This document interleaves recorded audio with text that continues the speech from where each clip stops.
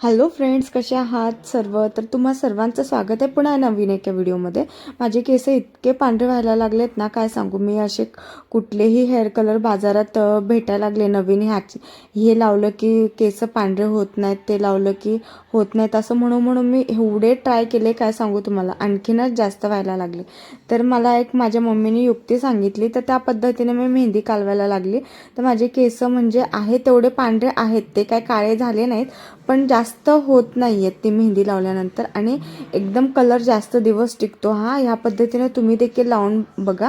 आणि केसही गळत नाहीत मेन म्हणजे, आणि वाढही भरभर होती केसांची. तर तुम्ही या पद्धतीने लावून बघा, तुम्हाला नक्की फरक जाणवेल. तर त्यामध्ये मी काय टाकले, कॉफी टाकली आहे, 2 चम्मच कॉफी, लवंग, परत अख्खे मेथीचे दाणे टाकलेत आणि चांगलं बॉईल करून घेणार आहे.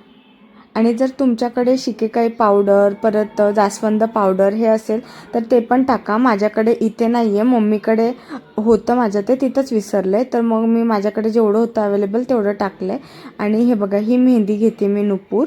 आणि नुपूरच्या ऐवजी जी साधी आपली कुठली गणपती असते तर ती पण घेऊ शकता. ह्यामध्ये कुठलंच केमिकल वगैरे काहीच मिक्स नसतं.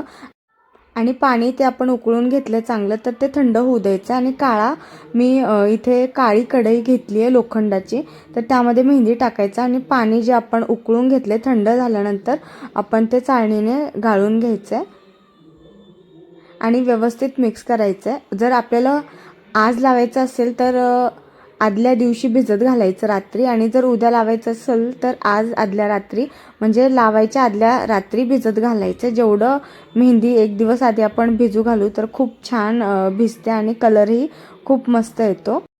आता मी पूर्ण रात्रभर भिजत घालणार आहे आणि उद्या तुम्हाला दाखवतेच भिजल्यानंतर कसा कलर येतो. भेटूया पुन्हा, बाय.